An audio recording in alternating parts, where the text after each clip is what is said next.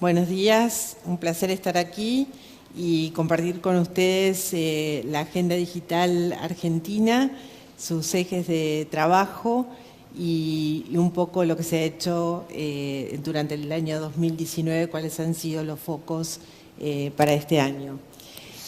Como ustedes saben, la Agenda Digital lo que pretende es proyectar una visión de país apalancada en la tecnología. O sea, el desafío es cómo Argentina puede usar la transformación digital que vino para quedarse, que nos atraviesa en todos los órdenes de la vida y también desde el gobierno.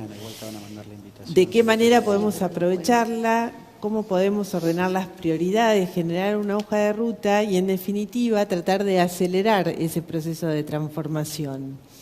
Hemos trabajado de manera conjunta y hemos conformado una mesa de agenda digital y fue curioso también el momento de decidir quiénes deberían estar sentados en esa mesa, considerando que hoy lo digital atraviesa absolutamente todo. Y en algún punto hasta llegamos a decir, pero esto termina siendo la mesa de gabinete de la Nación. Entonces preferimos priorizar aquellas áreas que estaban más directamente involucradas en lo digital, sin perjuicio de que hay acciones digitales en el resto de las áreas de gobierno. Entonces, en esta mesa que presidimos desde la Secretaría de Modernización, hay un comité ejecutivo que lo preside el secretario Ibarra, junto con los ministros Dandesica, Forí y Finocchiaro, y tenemos después una mesa ejecutiva en la que estamos sentados los secretarios y subsecretarios de áreas que representamos a producción, empleo, agroindustria, Cancillería, educación, ciencia y tecnología y las áreas de modernización. Entonces, si hay algo para destacar en este trabajo, es justamente esto, haber logrado hacer una mesa coordinada con acciones y donde trabajamos cada vez más de manera ordenada y coordinada en pos de poder mostrar cómo es esta transformación digital impulsada por el gobierno. Los ejes estratégicos que definimos son los que están marcados acá, definimos 5. Dijimos, sin dudas tiene que haber algunos ejes que son transversales, le hace infraestructura, condición sine qua non para que pueda haber conectividad, para que pueda haber todo lo tecnológico, toda la plataforma tecnológica que se requiere para poder tener el desarrollo digital. Por otro lado, teniendo la infraestructura, pero sin tener el marco regulatorio adecuado, tampoco funciona. Y ese marco regulatorio, pensado en distintas áreas. Por un lado, cómo tener un marco regulatorio adecuado para potenciar y fomentar la competitividad en la tecnología, en las comunicaciones y demás, a los que se va a referir después Héctor en su presentación, pero por otro lado también el marco regulatorio que tiene que ver con la seguridad, con la privacidad, protección de datos, la nueva ley de protección de datos, etcétera.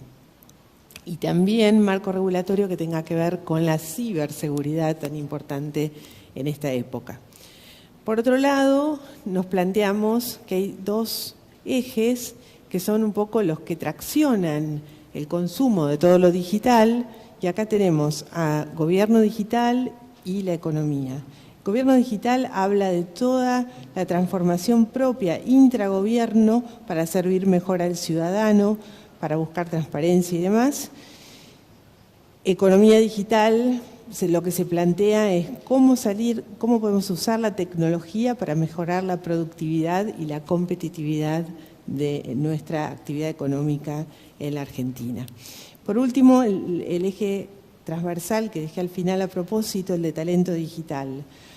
Cuando hablamos de talento, nos preguntábamos qué era lo que se necesitaba en el país para poder impulsar la transformación digital, y no alcanza con la conectividad, no alcanza con la accesibilidad. Todos ustedes bien saben que si no están las habilidades digitales en toda la población es difícil hacer de la transformación digital una realidad.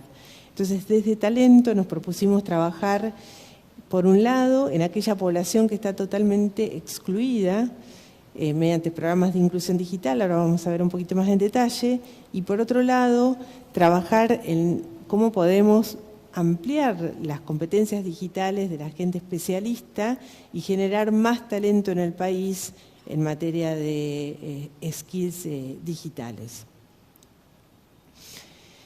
Dentro de lo que es la Agenda 2030, lo que plantea es un esquema de un paraguas y una visión para todo lo digital con vistas a llegar al 2030. Inclusive nos planteamos cómo queremos llegar a ese 2030 y la idea fue, queremos llegar con un ciudadano que esté totalmente incluido, que no quede nadie fuera. Queremos llegar con una economía que haya tomado lo digital para mejorar productividad y competitividad y con un gobierno que se haya transformado. ¿Qué significa este gobierno transformado? Es un gobierno que deja de ser el referente y pasa a estar al servicio del ciudadano. Y la idea que tenemos es, en esa visión del 2030, pensar el gobierno como plataforma, pensar el gobierno como una gran plataforma donde el ciudadano va, opera, hace todo lo que tiene que hacer y consigue los servicios. La estructura que plantea la agenda digital tal como está armada es que todos los años tiene que haber un plan para el año próximo. Así fue como a fines del 2018 definimos cuáles eran las principales áreas de trabajo para el 2019 y aquí lo que marqué fueron exactamente esos, cuáles son las áreas y los planes más relevantes. Por un lado, la ejecución del Plan Nacional de Conectividad y Telecomunicaciones, que fue anunciado a mediados del año pasado, en segundo semestre, y que realmente está marchando, diría, viento en popa y mejorando sensiblemente conectividad, calidad, etcétera. Vos vas a mencionar, Silvana, en tu presentación. Por otro lado, seguimos trabajando muy fuerte en la transformación digital del gobierno hacia adentro. Entonces, seguimos con la implementación del expediente electrónico y de las plataformas comprar y contratar. Entonces, estos software, estas plataformas están hoy instaladas en todas las reparticiones del Estado Nacional, del Gobierno Nacional. Hemos desterrado los papeles de la administración pública, hemos puesto procesos, hemos puesto las plataformas para comprar de manera pública. Hoy toda la compra que se hace en el Estado se hace a través de la plataforma Comprar. Y les cuento algo interesante como beneficios que traen, que son obvios de transparencia y de poner sobre la mesa lo que está haciendo el Estado. En el caso de la plataforma Comprar, lo que se demostró que antes, en promedio, en las licitaciones participaban 2.1, 2.2 proveedores por proceso de compra.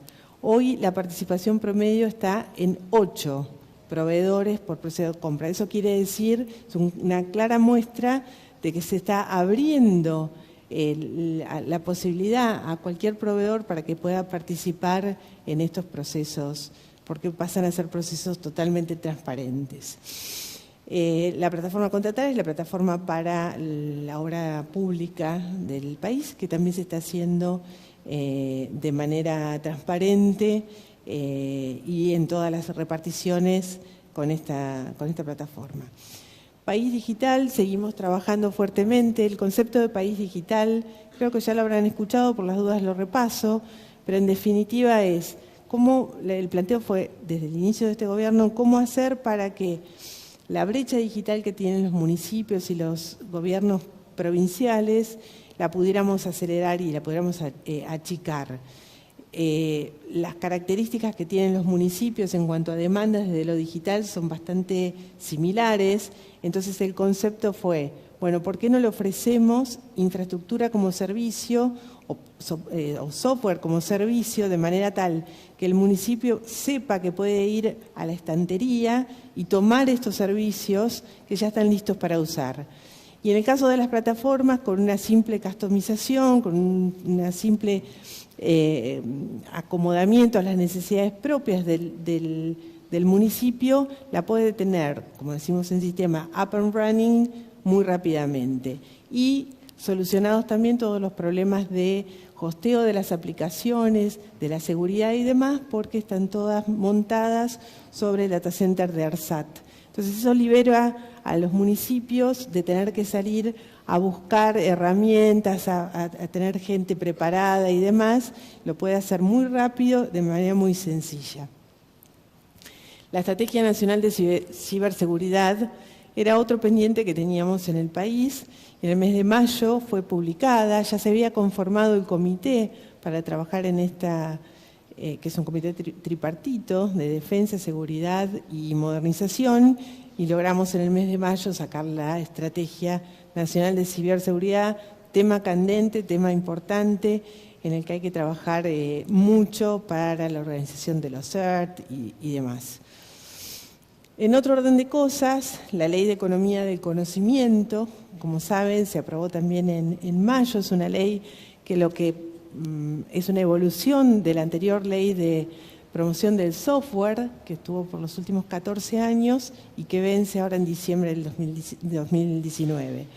Con la aprobación de la Ley de Economía del Conocimiento, la idea es poder brindar incentivos fiscales y una cantidad de beneficios para impulsar esta economía del conocimiento que hoy a Argentina le está generando una cantidad enorme de recursos. No sé si todos saben, lo habrán leído a lo mejor en el momento que se publicó la ley, pero hoy la economía del conocimiento se ha convertido en el tercer rubro exportador del país, súper importante. Entonces, la idea es que Argentina acá tiene un potencial enorme, es una industria limpia, es una industria que solo depende del talento que podamos generar, y por eso la idea de incentivarlo. Y están incluidas actividades como la producción de medios audiovisuales, el BPO que sea de exportación, servicios como, por ejemplo, ingeniería, arquitectura, ese tipo de exportación básicamente de actividad intelectual, de proyectos, de planos, de todo tipo de consultoría que se puede hacer desde acá hacia el mundo. El otro tema muy crítico durante este año, y que seguramente algunos de los que están aquí en la sala está participando, es el Plan Nacional de Inteligencia Artificial. La idea de este plan fue, en el tema de inteligencia artificial, es un tema que entendemos, no podemos quedarnos tan atrás, tiene cierta ventaja, si se quiere, que es bastante nuevo en general en casi todos los países, y a lo mejor el gap que tenemos como país no es tan grande si tomamos rápidamente y nos ponemos a tono. Y la idea fue trabajarlo con un concepto multi-stakeholder, que realmente en ese plan de inteligencia artificial puedan estar representados en la elaboración todos los sectores que tienen que ver, sea academia, ONGs, el propio gobierno, las empresas privadas. El proceso está yendo muy bien y esperamos tener el plan ya listo en este segundo semestre. Plan de talento digital, ahora vamos a bajar un poquito más a detalle, pero en esta idea de buscar generar más talento, uno de los problemas que tenemos y que se va a ver incrementado con la Ley de Economía del Conocimiento es la generación de suficiente talento para poder abastecer la demanda de la industria. La idea del plan de talento digital justamente viene a trabajar sobre eso. Ahora me voy a referir un poco más en detalle. Y Industria 4.0 también es otra de las áreas que entendemos en esta transformación digital, en ese eje de economía que mencionaba al inicio. Si no logramos que la empresa y la empresa privada, y especialmente las pymes, que son el motor de la economía, se suban a la transformación digital, nos vamos a quedar muy cortos en esto. Y eso es lo que pretende el plan de Industria 4.0. Entonces, como pueden ver, son planes liderados por distintas áreas de gobierno, pero que todas tienen que ver con lo digital y que todas se discuten y se armonizan y se coordinan dentro de la mesa de agenda. Yendo al plan de talento digital, lo primero que hicimos, nos dimos cuenta que había mucha discusión. Cuando hablábamos de talento digital, ¿de qué estábamos hablando? Entonces, lo que hicimos fue, es un cuadro muy simple, pero tratar de decir, bueno, ¿qué significa cada término? Y ponernos todos de acuerdo en esa coordinación interministerial de qué estábamos hablando. Y así fue como definimos, como la base de lo que deberíamos tener en el país y en la población en cuanto a habilidades digitales. La primera de todas es la alfabetización digital. El concepto, decía antes, alcanzaba para decir que un país era letrado, hablar de que cuántos de la población sabía leer y escribir, hoy no alcanza, y tenemos que agregar los skills digitales. Entonces, en ese primer skill, la idea es decir, bueno, si tenemos la persona que maneja un celular o que maneja el ABC de su computadora, que tiene un email, que navega en Internet, que puede hacer trámites con el Estado, puede pedir un turno, cosas muy, muy básicas, ahí estamos diciendo que eso es la persona que está incluida digitalmente. Y hacia allá van los planes de alfabetización digital. Hay una capa un poquitito superior, que es esa misma persona, tal vez ya conoce cuál es la demanda de oficios digitales, tal vez sabe buscar en Internet o tal vez sabe usar las herramientas de las plataformas ya conocidas para hacer un poquito de marketing de sus productos. La típica de la señora que hace tortas y los ofrece, exactamente. Es una cosa muy sencilla, pero ya puede utilizarlo con algún fin un poquito más productivo. Y hasta ahí llegamos con todo lo que es inclusión digital.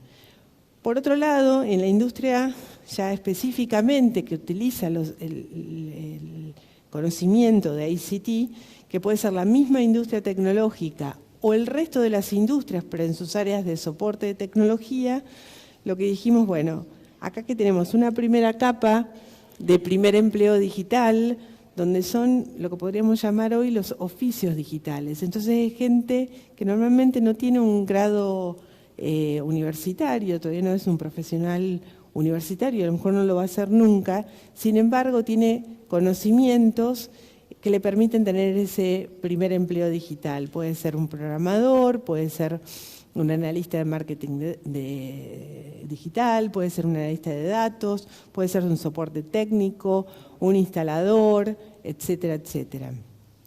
Por encima de esos tenemos los tradicionales profesionales egresados de las universidades en todas las carreras tecnológicas y arriba de todo la capa superior de científicos o profesionales con experiencia en todas las nuevas tecnologías. Acá, por ejemplo, en parte del trabajo de inteligencia artificial se ha mapeado cuánta gente en el país realmente tenemos en esa última capa de expertos digitales y es muy poca. Son muy buenos, pero son muy poquitos. Entonces es un área que seguramente vamos a tener que trabajar dentro del plan de inteligencia artificial. Entonces, si nos referimos ahora en esta primera parte de inclusión digital, que es lo que ha incluido los planes en este año, por un lado, usar los puntos digitales. Los puntos digitales son lugares físicos distribuidos a lo largo y a lo ancho del país.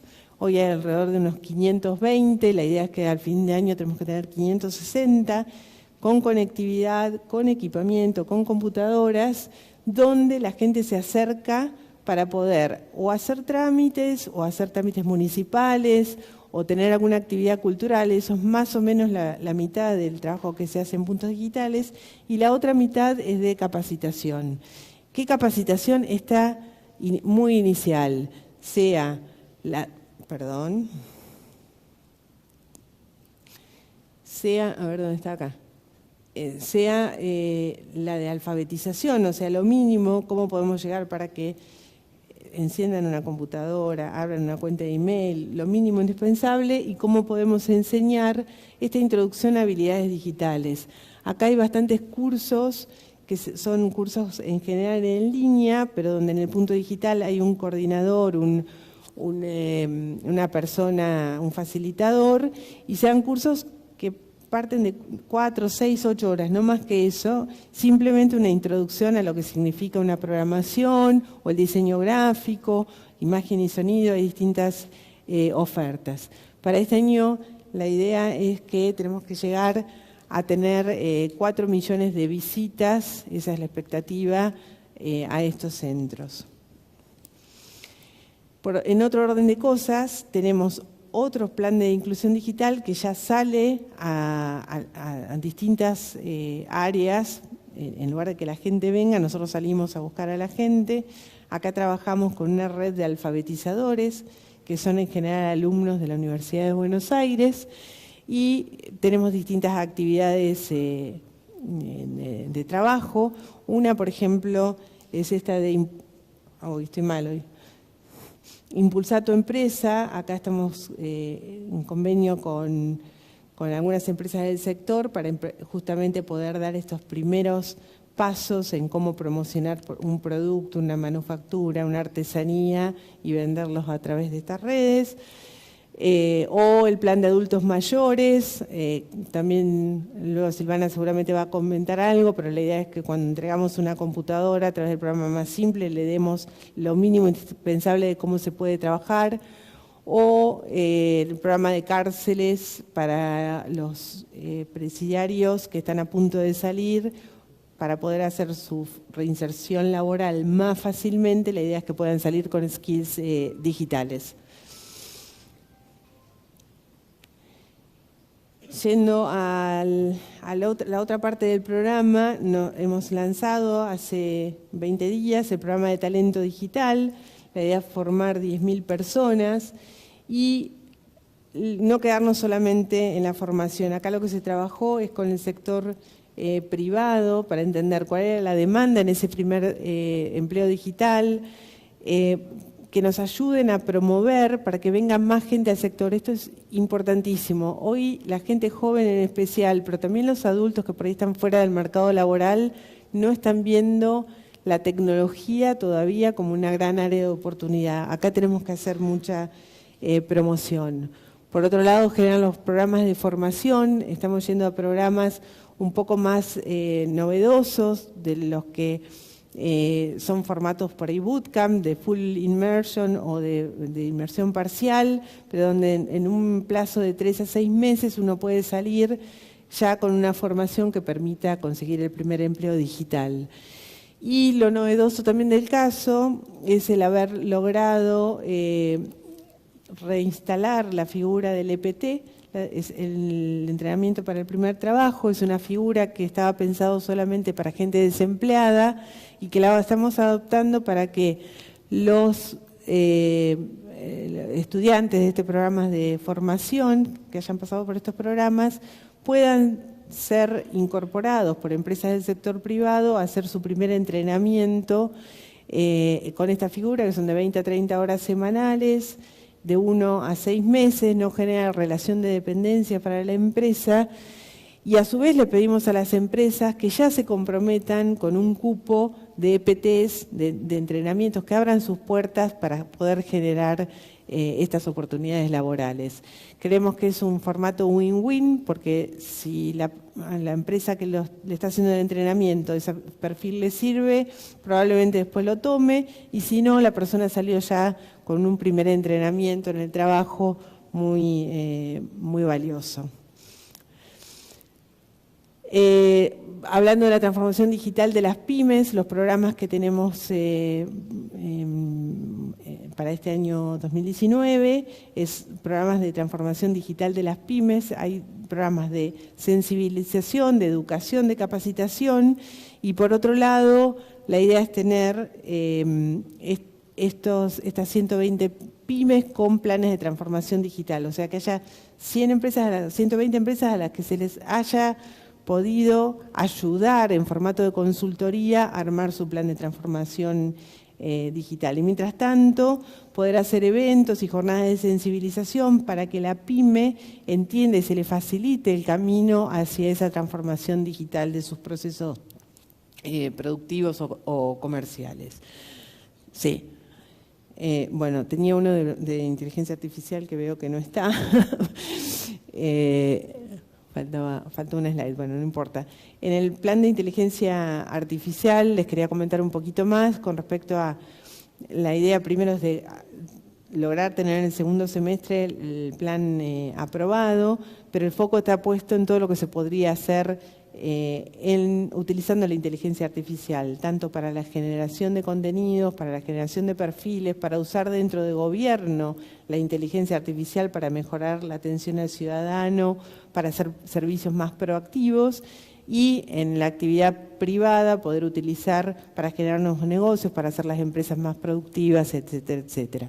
Realmente estamos muy entusiasmados con ese proceso. Como les dije, el plan de inteligencia artificial lo está liderando Ciencia y Tecnología. Economía del conocimiento y la transformación digital de las pymes lo lidera la gente del Ministerio de Producción. El plan de ciberseguridad desde modernización. O sea, cada plan de estos tiene un líder que es parte de esta mesa de agenda digital. Pero lo importante es que podemos plantear y pensar toda esta transformación digital de una manera coordinada desde el gobierno. Muchas gracias, amable. Ahora vamos a seguir con Héctor María Huisi, secretario de Tecnologías de la Información y las Comunicaciones de la Secretaría de Gobierno de Modernización.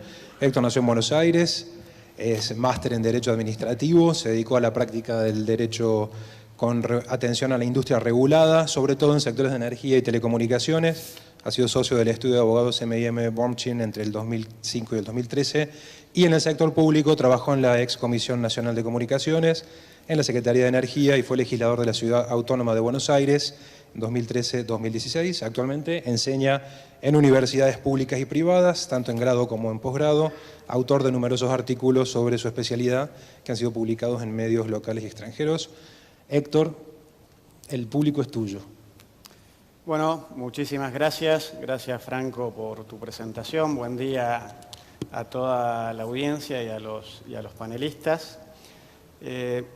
Entre los fracasos que yo cuento, ya que me diste 25 minutos más o menos para exponer, es que siempre he intentado en este tipo de eventos que se genere algún mercado secundario para el manejo del tiempo, de modo tal de que se puedan intercambiar excedentes y faltantes, pero he fracasado rotundamente en esa política, así que si me sobra tiempo, como creo que me va a sobrar, te lo voy a dar a vos o se lo vamos a dejar al público, porque lo interesante de esto, de mi presentación, que es simplemente contar una parte de las cosas que hemos hecho, creo que hay que rescatar algo muy importante que a veces uno como funcionario pierde la noción de que dentro del sector que le toca hacer política pública o trabajar en políticas públicas siempre es una parte.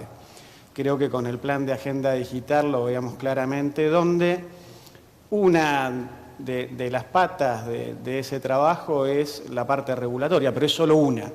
Después podemos discutir, según las circunstancias, puede tener más o menos importancia, pero creo que nunca hay que perder de vista que esto tiene que ser algo concatenado, coordinado y donde cada elemento es una parte del todo que por supuesto es lo importante.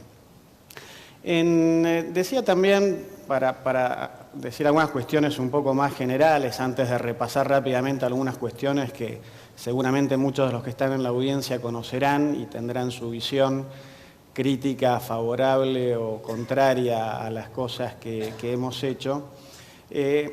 Uno cuando define política pública está definiendo objetivos, ahí hay un nivel de decisión que es política, y después se va bajando a niveles inferiores de decisión donde uno tiene que elegir instrumentos y tiene que ver, obviamente, lo primero es que el instrumento está alineado con el objetivo, algo que es de toda evidencia, pero que, como todos sabemos, en la práctica no siempre sucede. Y voy a dar un rápido ejemplo. No conozco a nadie que no hable de que hay que digitalizar, de que hay que desarrollar fibra óptica, de que hay que mejorar el servicio móvil, de que tenemos que tener el 4G, llegar al 5G. Ahora, cuando uno baja a un nivel de ejecución, se encuentra con innumerables gobiernos municipales que tienen toda una normativa destinada a dificultar o a impedir el despliegue de infraestructura que hace posible esa digitalización y ese avance con el que, por supuesto, todos están de acuerdo. Entonces, primer punto es de alguna manera alinear los objetivos con los instrumentos. Y lamentablemente esto no es, o por suerte, la regulación no es una ciencia exacta. Como siempre digo, no quiero entrar en el debate de si es ciencia o es arte, no podemos prescindir de la ciencia sin duda, pero el problema que tiene es que no es una ciencia exacta, no hay, para utilizar una palabra de moda que es el algoritmo, un algoritmo que nosotros ponemos y automáticamente definido el objetivo nos indica cuál es el instrumento más idóneo para lograr precisamente ese objetivo. ¿Qué podemos hacer entonces para mejorar nuestra producción y tratar de minimizar el error? Bueno, creo que lo primero es focalizarnos un poco en los procedimientos. Nosotros desde la Secretaría que a mí me ha tocado conducir desde enero de 2006 retomamos una vieja práctica, no porque esté en una ley, en un decreto o en una resolución, no porque sea simpático, sino fundamentalmente porque creemos que es útil. Uno cuando diseña una política y cuando diseña un instrumento, bueno, trata de poner lo que de acuerdo a su análisis es lo mejor que puede proponer para lograr ese objetivo. Ahora, siempre hay que estar dispuesto a reconocer que hay argumentos que pueden ser mejores que los que uno pone, que hay que debatir, que hay que discutir, y por eso retomamos esa práctica que alguna vez estuvo vigente y que después se perdió, de hacer consultas públicas sobre las normas de carácter reglamentario que queremos llevar adelante. Entonces me parece, y no lo hacemos, como digo, simplemente para cumplir con una formalidad, sino porque realmente nos interesa que cuando finalmente convirtamos un proyecto en norma, haya tenido oportunidad de escuchar todas las posibilidades, de ponderar todos los argumentos, las cuestiones a favor, las cuestiones en contra, y tratar de sacar, insisto, con las limitaciones humanas del caso y con las dificultades que tiene esto, donde no hay respuestas universales válidas en todo lugar, en todo momento, para cada cuestión que se nos plantea, que sea lo mejor posible. Y el otro tema que estamos tratando incipientemente de llevar adelante, después voy a hacer alguna referencia en todo caso, es el del análisis de impacto regulatorio, de impacto normativo, como le llaman otros. Creo que hay algunos países en Latinoamérica de los cuales tenemos para aprender en este sentido. México y Colombia tienen bien desarrollados estos procedimientos que no garantizan, obviamente, el resultado, pero que de alguna manera tienden a minimizar en todo caso el error, y después finalmente tiene que estar el escrutinio con la evidencia, con la realidad, ver si efectivamente tener la posibilidad de medir si efectivamente el instrumento elegido permitió conseguir la finalidad perseguida. Hecho estos comentarios generales, sí voy a compartir con ustedes algunas cuestiones que nos propusimos cuando llegamos a la gestión, algunas cosas que hicimos y otras han quedado todavía como pendientes. Había algunos objetivos de corto plazo, menores, pero que se podían conseguir rápidamente, que era resolver situaciones de trámites pendientes. Cuando llegamos al gobierno nos encontramos con trámites de licencias, después vamos a decir algo sobre la licencia, que llevaban no 1, 2, 3 o 4 años, sino hasta 10 años pendientes para resolver. Por supuesto, eso a nivel país no es una tragedia, pero indudablemente es dificultarle la vida, accederle la posibilidad al crédito, acceder a la posibilidad de inversión a alguien que quiere desarrollar un negocio. Y cuando uno multiplica eso por los cientos de casos que había, obviamente que estamos frente a un problema. El otro tema, y que tiene que ver con parte de la agenda de gobierno, es simplificar los trámites administrativos. Yo siempre digo que hay una 3D, no como las impresoras, pero es despapelizar, donde tenemos un 100% de cumplimiento, desburocratizar, donde se ha avanzado mucho simplificando trámites, eliminando requisitos que no tienen ninguna justificación razonable, y finalmente desregular, donde también hemos avanzado algo, pero donde creo que quedan cosas pendientes por hacer. Y un tema de urgencia era la mejora de la calidad del servicio móvil. Todos recordamos hace 4 o 5 años en las grandes ciudades hacer una llamada y completarla exigía de 5, 6, 7 o varios intentos para poder terminar de transmitirle a la otra persona lo que le queríamos decir. Afortunadamente ahí también hemos mejorado mucho, no hay problemas, pero obviamente, como todos ustedes saben, como el tráfico se incrementa muy rápidamente, hay que estar atentos siempre a seguir con inversiones, despliegue y disponibilidad de espectro para que no nos vuelva a pasar lo que nos había pasado hace 5 años y que tiene también su explicación, después diré algo al final, en el marco regulatorio. Como cosas de mediano plazo, y en la Argentina a veces eso puede ser largo o puede ser muy corto, según cómo se quiera ver, estaba la actualización normativa, que era importante mejorar los instrumentos que habían sido pensados para una etapa de los servicios que era analógica, por decirlo de alguna manera, y poder llevarlos a un entorno digital. Tener un entorno más desregulado y competitivo en el entendimiento de que esto fomenta la inversión y la mejora de la calidad de los servicios y de los precios al consumidor. El dictado de una ley, donde obviamente este tema, como ustedes saben, es un pendiente que nos queda, no dependía exclusivamente del Ejecutivo, porque hay que tener la voluntad del Parlamento, buscar muchos consensos, hay muchos puntos de vista diferentes y obviamente no es una tarea sencilla y menos con un Congreso en donde nadie tiene mayoría y somos todos minoría. Se avanzó con un proyecto menos ambicioso, la conocida ley corta, que tuvo sanción en el Senado, pero que se trabó en diputados. Y finalmente un tema al que mucho no me voy a referir, no porque quiera esquivar el bulto, sino porque creo que mañana hay un panel específico en materia de espectro, que era precisamente trabajar en un plan de espectro. Yendo a alguno de los mecanismos a través de los cuales instrumentamos esto, tenemos en primer lugar el decreto 798. Aclaro que estos temas yo los expuse con un orden medio aleatorio, no digo que uno haya sido menos importante que el otro, ni que uno haya estado primero que el otro, pero sí, normativamente, lo primero que salió fue este decreto que tenía como objetivo la mejora de la calidad y competitividad de los servicios móviles, aunque si uno lee el contenido de sus 15, 16 artículos, encuentra que ya nos mandaba a revisar una serie de reglamentos que excedían en mucho a la industria móvil, como licencias, clientes, portabilidad, etc.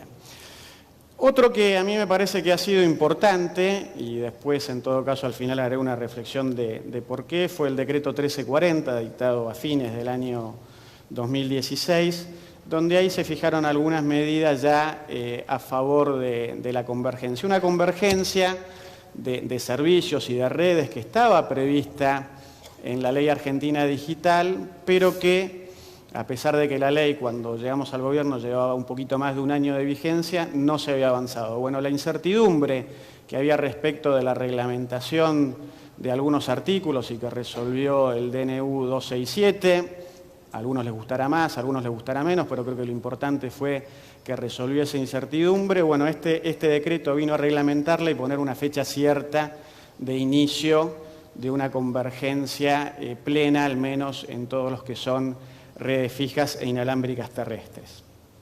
Finalmente, otro decreto que dictamos en el año 2017 tuvo que ver con ese tema al que hice referencia de el despliegue, el desarrollo de infraestructura pasiva, donde tenemos normas razonables dentro de los que un gobierno central en un país federal se puede hacer, pero que requiere obviamente del compromiso de los gobiernos provinciales y sobre todo de los gobiernos municipales, sin los cuales es muy difícil avanzar en este terreno.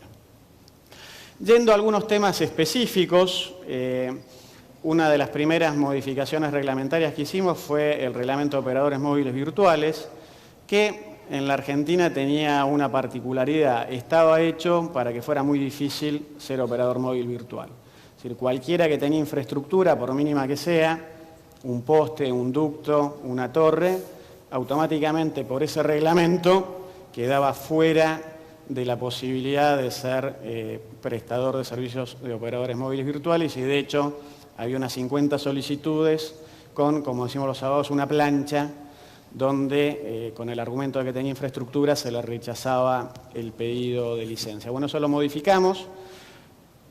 Todavía no hay está por lanzarse próximamente, hay algún acuerdo ya entre un operador móvil virtual y un operador móvil de red, pero probablemente en las próximas semanas o meses, no lo sé, veamos esto concretado en la práctica y exista a disposición de los consumidores una alternativa más para acceder a este servicio que es indispensable y que todos usamos. Creo que también esto se enmarca dentro de esa estrategia de ir hacia una plena convergencia, porque obviamente todo el mundo está preocupado por no quedar rengo en su oferta de servicios, no ofrecer un servicio donde hay una tendencia mundial a paquetizar la oferta y obviamente si no cuenta con un instrumento para poder ofrecer movilidad, están en desventaja frente a otros que sí cuentan con ese instrumento. Por supuesto que no es la única solución, hay otras alternativas, pero estas creemos que tenía que estar dentro del menú como una posibilidad real para quien deseara hacer uso de esta alternativa. Otro tema que tuvo que ver con la simplificación fue el régimen de licencias. Creo que uno de los problemas es a veces no distinguir. No es lo mismo el requisito para poner un almacén que para poner un hipermercado, y es razonable que sea así. No es lo mismo el requisito para dar un mutuo que para poner un banco, y es razonable que sea así. Bueno, nosotros teníamos un régimen donde cualquier tipo de licencia tramitaba exactamente por el mismo procedimiento, desde aquel que modestamente quería dar un servicio de acceso a Internet en una localidad de 2.000 habitantes, hasta aquel que quería convertirse en un operador móvil de red en toda la República Argentina. El reglamento buscó simplificar esto, eliminar requisitos que nos parecían absurdos, que dificultaban el acceso a la licencia y producto del cual había mucha gente operando en la clandestinidad y que se ha regularizado, que por operar en la clandestinidad le traía alguna serie de problemas, no poder pedir frecuencias, no poder pedir créditos, no poder acceder a programas que seguramente después se van a hablar, como los ANR, etcétera.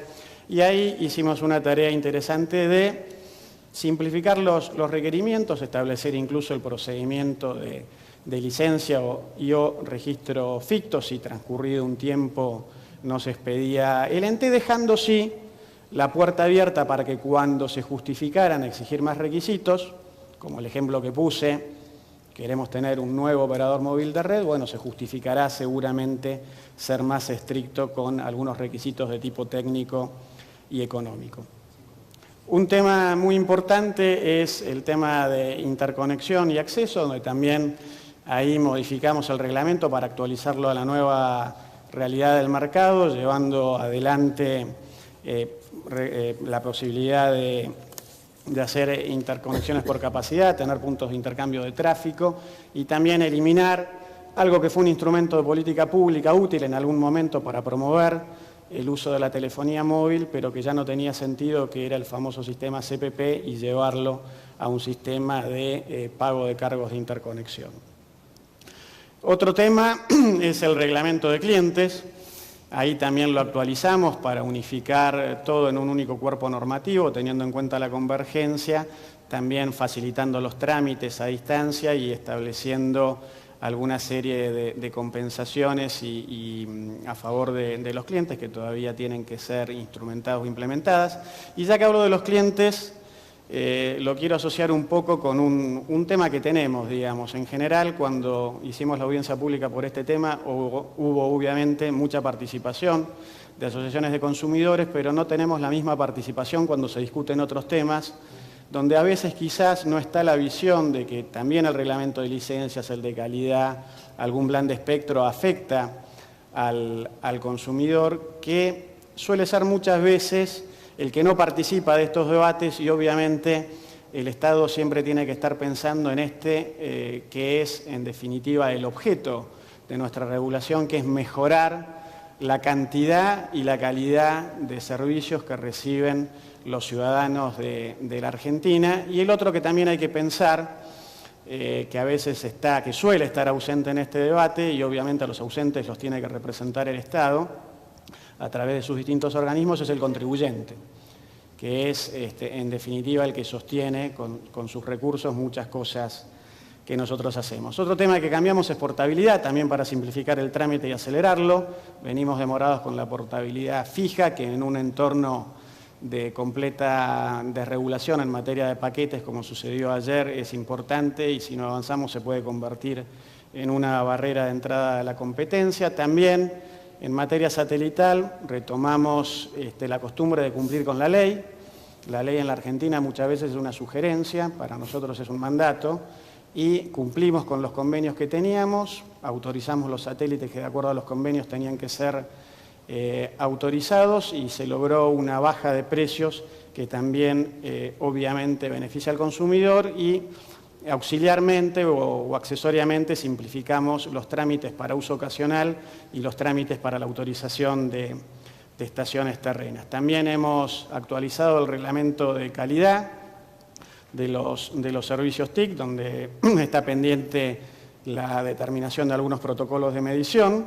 Y en materia de espectro, como dije, no me voy a referir mucho, pero este también es un tema muy importante, donde lo que hicimos fue ampliar la cantidad de espectro de uso no licenciado, fundamentalmente para facilitar el desarrollo de IoT y reconvertir el uso de la banda de 450 MHz, donde tenemos algunas adjudicaciones ya hechas y un concurso en ciernes para adjudicar áreas prioritariamente rurales, donde esta solución quizás no es la óptima, pero obviamente es mucho mejor que no tener nada y precisamente porque no se tiene nada, por ahí tener que tomarse el auto para hacer un recorrido de 30, 40 o 50 kilómetros para ver si algún producto que necesitamos lo tenemos disponible o no, en lugar de poder chequearlo a distancia y obviamente utilizarlo en todo lo que significa también en este caso la agricultura de precisión.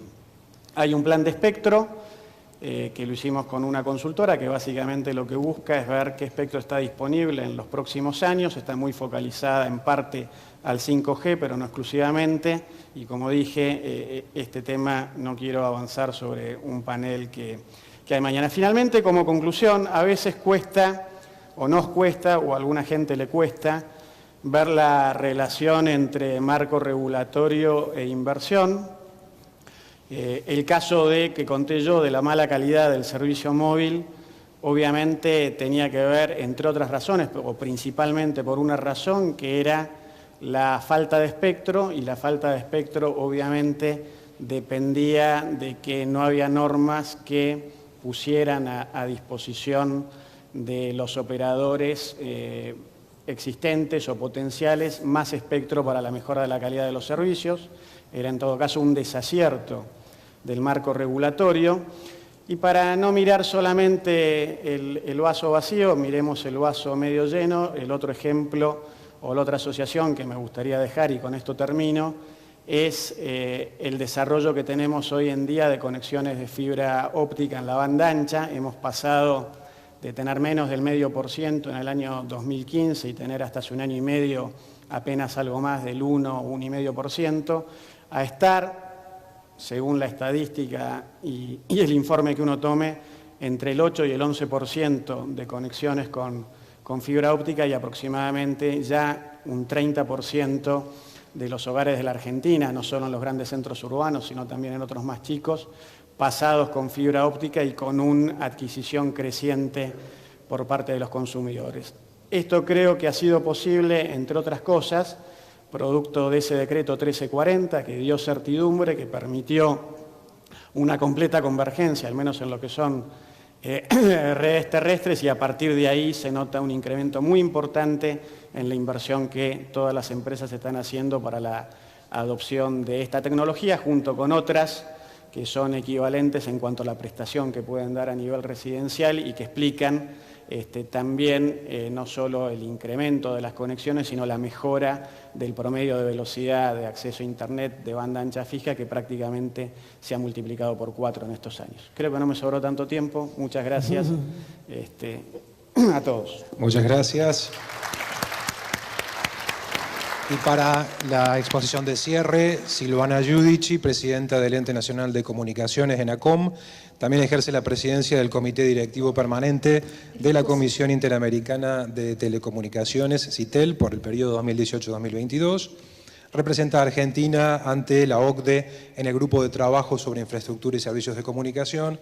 Ha sido coordinadora de la Comisión para la elaboración del proyecto de ley de comunicaciones convergentes, diputada nacional, presidenta de la Comisión de Libertad de Expresión de la Cámara de Diputados durante 2 periodos, ministra del programa Puertas del Bicentenario para el Gobierno de la Ciudad de Buenos Aires, también creadora de la Fundación LED, una organización sin fines de lucro que se dedica a la protección y la difusión del derecho de la libertad de expresión en Argentina. Silvana, buenos días, muchas gracias por estar aquí. Gracias, ¿cómo estás? Bueno, buen día a todos, un gusto encontrarnos hoy aquí en la tierra de las sierras, el cabrito y el cuarteto, no dejen de probar las 3 cosas. Gracias por venir a Córdoba. Podemos recomendar el Fernet también, pero eso es para el after office. Eso porque soy porteña y vos sabés más. Bueno, quiero decirles que compartir con ustedes estas jornadas, con los reguladores, que frecuentemente tenemos mucho intercambio, con las cámaras, con los operadores, es para nosotros una oportunidad de aprendizaje, y así lo estamos haciendo desde la creación del ENACOM, que fue el primer paso del Gobierno Nacional para transitar hacia la convergencia plena. Hoy, como decía Héctor, estamos ya en tiempos de convergencia, donde por la regulación fomentamos que todos los operadores puedan prestar todos los servicios, y entonces cuando por el 2015 asumía el presidente Macri y creaba el ENACOM a través de una medida realmente innovadora, este organismo es la autoridad de aplicación tanto del ámbito TIC como del ámbito audiovisual. Hoy no voy a referirme al audiovisual, que tendríamos mucho para contar, pero sí traje para compartir con ustedes algunos diagnósticos e indicadores para un poco bajar a tierra lo que recién también relataba el secretario TIC, que tiene que ver con una transformación regulatoria. Bueno, si tienen un ratito de tiempo, me gustaría compartir esos resultados. En primer lugar, cuando en noviembre del año pasado el presidente Mauricio Macri presentó el Plan Nacional de Conectividad, que lidera nuestro secretario de Gobierno de Modernización, Andrés Ibarra, vicejefe de gabinete, lo hizo con el compromiso político de que cada argentino, no importa en el lugar donde viva, tenga internet de banda ancha. Esto para nosotros no es una utopía, no es una fantasía, es un derecho inalienable de cada ciudadano, porque por internet accedemos al resto de los derechos humanos. Y por eso quiero destacar aquí, en una jornada plenamente técnica, que esto tiene un considerando político para nosotros y un compromiso con nuestra sociedad, porque creemos que a través de internet no solo ejercemos nuestros derechos humanos, sino también generamos para el país competencia, desarrollo y producción en este mundo globalizado. En la Agenda 2030, que comentaba muy bien María Inés, nosotros nos pusimos un objetivo de corto plazo, 2020. ¿Cuáles son nuestras metas para el año que viene? Creemos que tenemos que alcanzar a los 10 millones de accesos de Internet.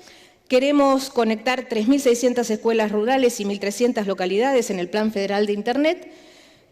Desplegar la última milla con ISP, porque en este punto, que para mí tiene mucha importancia también, señalamos que además del crecimiento de nuestra red de infraestructura, a través de la REFEFO y muchos de los programas que con fondos del Fondo de Servicio Universal proveemos al resto de las áreas, como por ejemplo ARSAT, para que genere esas redes, creemos que tenemos que tener redes robustas, pero también que tenemos que generar un mercado con competencia, donde grandes operadores, medianos y pequeños puedan coexistir para lograr la meta de prestar mejores servicios y a más bajo precio. Por eso, para nosotros, el rol de los ISP y el despliegue de las últimas millas, de la última milla a través del Fondo de Servicio Universal es muy importante. Queremos superar los 20 megas de velocidad de acceso a Internet fijo para el año 2020 y alcanzar el 90% de 4G a fin de este año. Y lo ha dicho también el presidente en reiteradas oportunidades, 93% de la cobertura total de la población para diciembre del 2019 es casi un hecho. Impulsar nuevas tecnologías a través de inteligencia artificial y el despliegue de 5G, que es el futuro y que va a haber varios paneles en estas jornadas para poder profundizar sobre este tema. y lograr la inclusión digital de todos los argentinos. María Inés comentaba muy bien los programas desplegados sobre la capacitación, la inclusión digital y el cierre de la brecha, y desde el ENACOM también nos hemos propuesto contribuir con distintos programas para poder conectar a los no conectados. Me toca hablar entonces, para complementar lo que han dicho los panelistas anteriores, qué estamos logrando en infraestructura.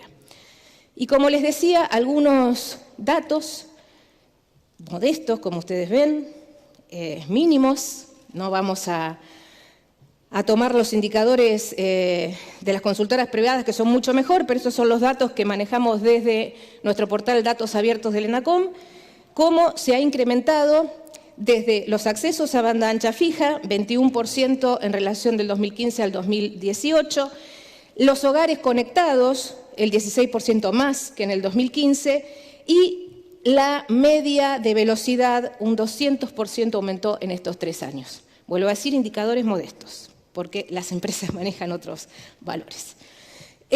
También en el tema de la infraestructura, trajimos aquí algunos datos sobre el parque y la conectividad de los argentinos, pero 2 datos para pasar rápido.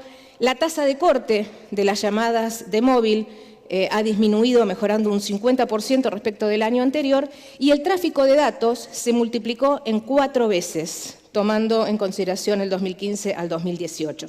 Esto es, de alguna manera, una evaluación de impacto, como señalaba hace un rato Héctor, sobre la necesidad de medir el impacto regulatorio sobre hechos concretos. Aquí tenemos algunos ejemplos.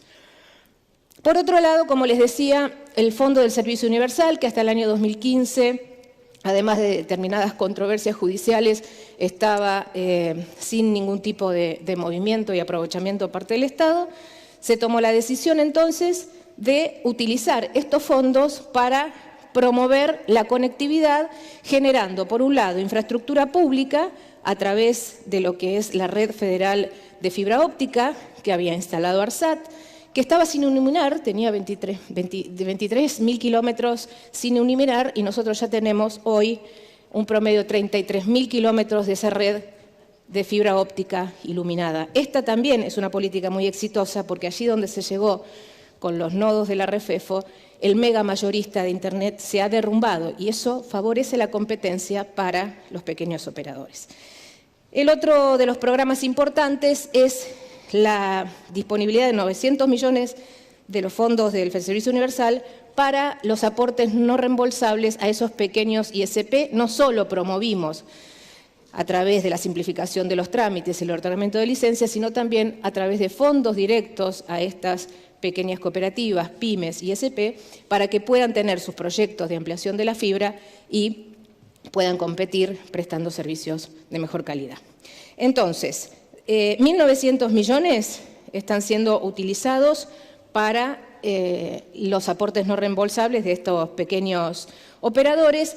2.311 centros de atención primaria de salud van a ser conectados también a través de este programa de disponibilización de fondos del Servicio Universal, y 3.600 escuelas van a ser conectadas, sobre todo con prioridad aquellas escuelas rurales que ya están siendo conectadas a través de este fondo.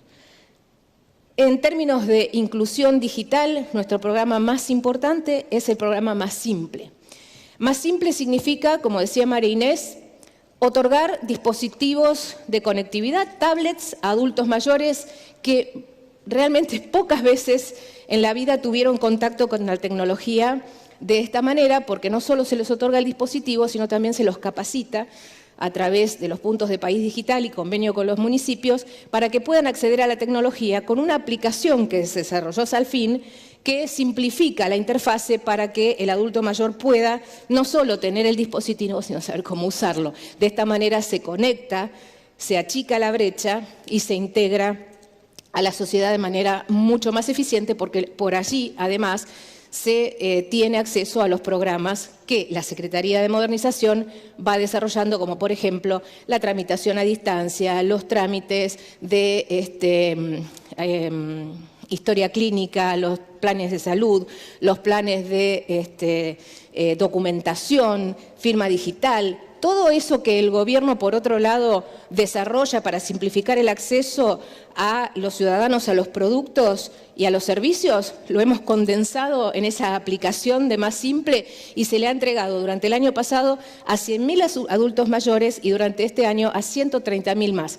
Pero además, con una incorporación que para nosotros es muy importante porque promoviendo en la CITEL, nosotros en la Argentina nos toca el honor durante 4 años de presidir el COMCITEL, hemos promovido una alianza de mujeres rurales con más de 17 países de la región para poder establecer políticas de conectividad orientadas hacia las mujeres y en este caso a las mujeres en zona de ruralidad, que son las poblaciones más vulnerables y las que probablemente lleguen más tarde a poder disponer de servicios digitales y de inclusión en todo este paquete de servicios. Entonces, a través de este programa Más Simple, estamos efectivamente luchando contra la brecha digital. Como decía Héctor, no me voy a extender en el plan de espectro, pero sí decirles que en estos 3 años hemos generado políticas en materia de espectro para disponibilizar mayor cantidad de espectro, porque como les decía, los operadores al aumentar los servicios, la cantidad de tráfico y la velocidad, también necesitan mayor disponibilidad de espectro. Por eso vamos a dejar este tema para los próximos paneles de estos días, pero sí también estamos convencidos que hemos transitado un camino difícil, pero que ha dado resultado y que por supuesto nos queda mucho más para los próximos 4 años de gobierno. El plan de infraestructura también contempla la atribución y la disponibilización de la banda 450 para poder conectar también a esas poblaciones alejadas, y esto está pensado para Internet rural, con la provisión de voz y de imagen y de datos a través de la banda ancha inalámbrica, y ya estamos hoy con un concurso que ha otorgado algunas áreas de servicios adjudicadas, que es allí donde no había puja y había un solo operador solicitando la utilización de la banda, y 136 localidades que están cubiertas por 1 o 2 operadores. Por eso, en las 2.536 áreas de interés tenemos estas 2 modalidades de adjudicación. Allí donde no había más de un oferente se ha hecho una adjudicación, y en los lugares donde hay más de un oferente se está haciendo en este momento un concurso. Pueden entrar a la página de la COM y ver allí el estado de la tramitación de cada uno. En cuanto a los resultados en la simplificación de los trámites, también trajimos algunos mínimos indicadores que tienen que ver con lo que les comentaba antes. 78% de licencias más se otorgaron entre diciembre del 2015 y el 2018. 1.213 de esas licencias fueron otorgadas a los ISP, es decir, 80% de las licencias otorgadas. Y también 1.369 registros de servicios, gran parte de ellos también con el servicio de Internet.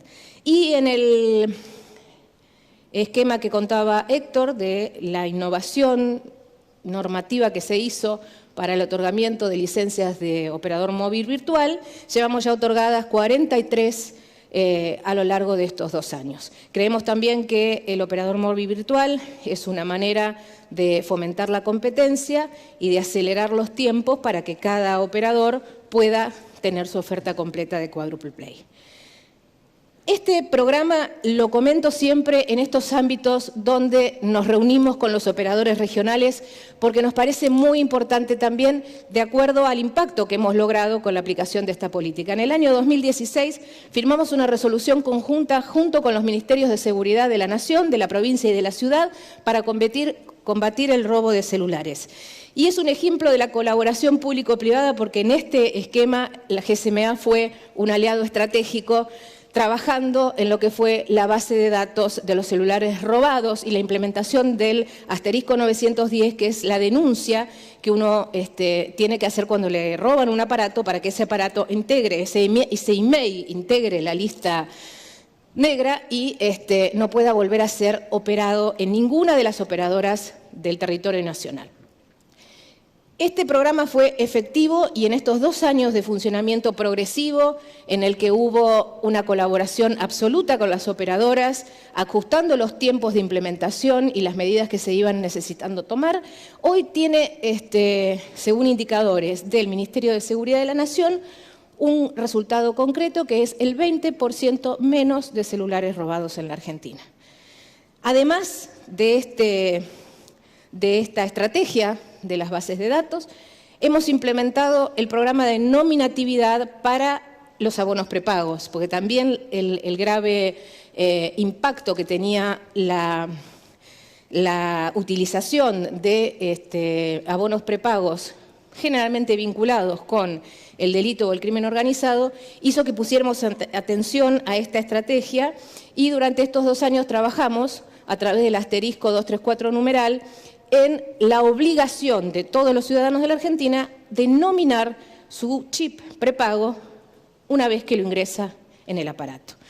Habíamos tenido resultados diversos porque todas las líneas nuevas que se nominativizaban obviamente se iban progresivamente incorporando al registro, pero las líneas anteriores al 2016 continuaban siendo anónimas. Y por eso, vuelvo a decir, en esa colaboración con los operadores logramos ir dando pasos muy importantes y hoy tenemos, creo que somos uno de los pocos países que puede exhibir estos indicadores, el 95% de nuestro parque prepago de telefonía celular ya nominativizado. Alentamos políticas regionales con nuestros vecinos, Paraguay, Chile, Uruguay, Brasil, para que todos podamos ir al mismo ritmo y en la medida en que ninguno de nuestros países pueda activarse un celular robado, vamos a tener muchísima mayor efectividad en esta política.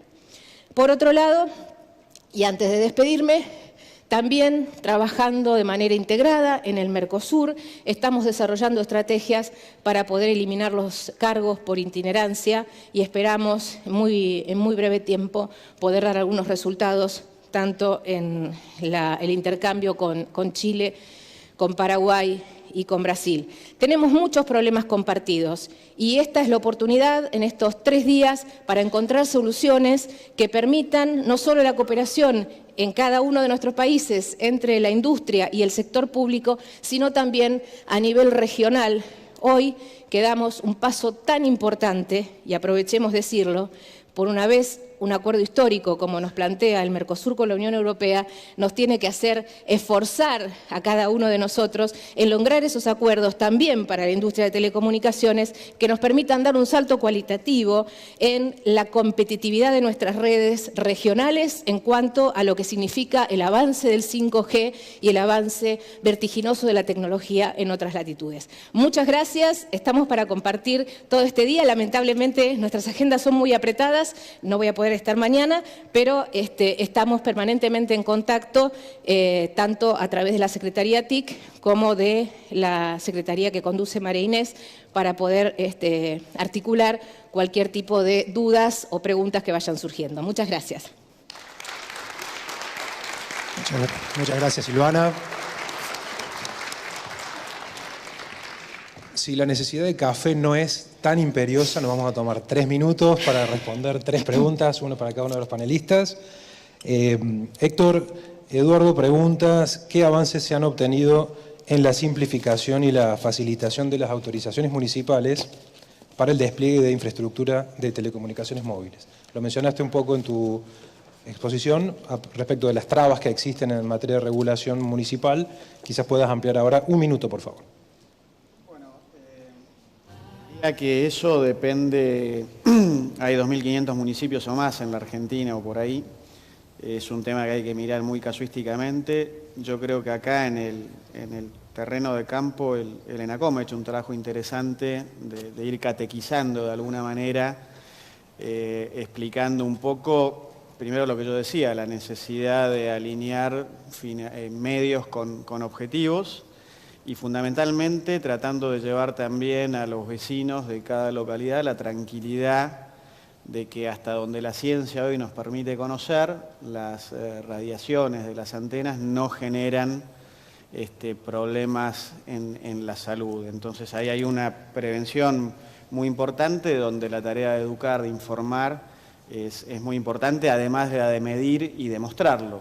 Entonces ahí creo que ha habido avances en muchos municipios donde se han adoptado normas que son más favorables al despliegue de infraestructura, sin resignar, por supuesto, por un lado, lo que son las competencias del poder de policía local, que están además garantizadas por nuestra Constitución Nacional, y también, por supuesto, teniendo en cuenta todo lo que tiene que ver con la seguridad para el ciudadano respecto de el nivel de radiaciones y la no afectación de la salud por estos temas. Pero no se puede, digamos, dar, si querés, una respuesta válida para todo el país, sino que hay que mirar caso por caso, y así como son mayoría los que con este trabajo conjunto, más las iniciativas propias de los municipios, han facilitado esto, también tenemos algunos casos donde están todavía en el otro extremo y hacen difícil el despliegue de infraestructura. Muy bien, muchas gracias. Inés, otra consulta que surge tiene que ver con respecto de la alfabetización digital. ¿Qué nivel de articulación existe o está previsto con el sistema educativo formal para impulsar políticas que comiencen desde los inicios de la formación hasta las áreas más avanzadas de capacitación, más allá de los programas específicos que vos acabas de contar, si existe alguna articulación con el sector educativo y la cartera educativa? Gracias por la pregunta, es súper pertinente. Sí, parte de la educación y parte del eje de talento digital, y que no mencioné, es toda la articulación con el sistema formal de educación en los distintos niveles obligatorios, el inicial, primario y secundario.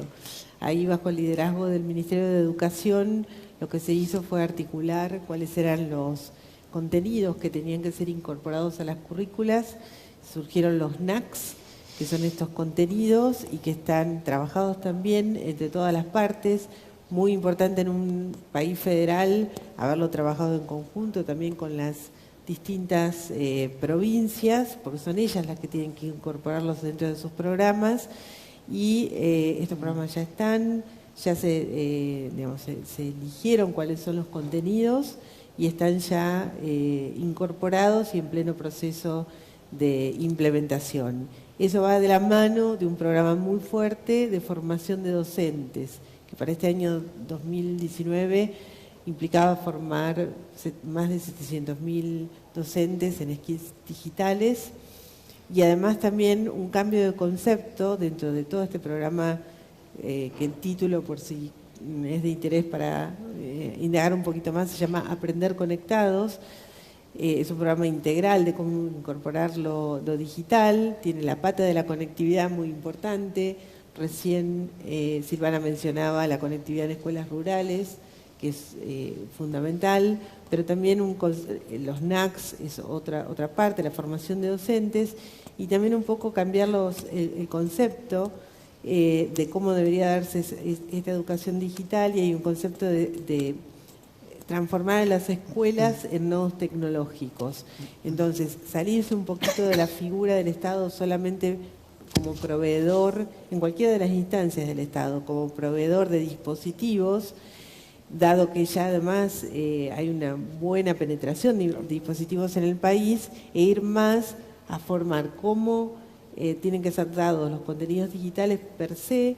El programa contempla en todos los niveles educativos, da robótica, programación y además todo lo que tenga que ver con habilidades blandas, cómo trabajar en equipo, cómo trabajar por proyecto, de manera colaborativa, todas estas cuestiones que para el trabajo del futuro son fundamentales. Muy bien. Bueno, muchas gracias. Silvana, la última pregunta es de Patrick Nixon. ¿Qué impacto podría llegar a tener en la exportación de servicios digitales hacia Europa y desde Europa hacia Argentina el reciente acuerdo entre Mercosur y la Unión Europea? Estamos muy esperanzados en el acuerdo. Por supuesto, faltan instancias de aprobación por el Congreso y de analizar desde la letra chica de estos acuerdos qué impacto real va a tener, pero creemos que este trabajo previo que venimos realizando a través de la CITEL, a través de todos los organismos de cooperación regional, nos va a posicionar en una mejor situación y un mejor escenario para poder trabajar conjuntamente nuestras industrias. Y por supuesto, en ese punto, los servicios digitales para nosotros, como se señaló antes de la Ley de Economía del Conocimiento y todas las otras medidas fiscales que se fueron tomando, tiene una importancia política central. Muy bien. Les agradezco mucho a los tres, muy amables. Gracias a todos ustedes por la atención. Vamos a continuar ahora con el recreo, muy amables, y sigue el programa. Gracias. Bien.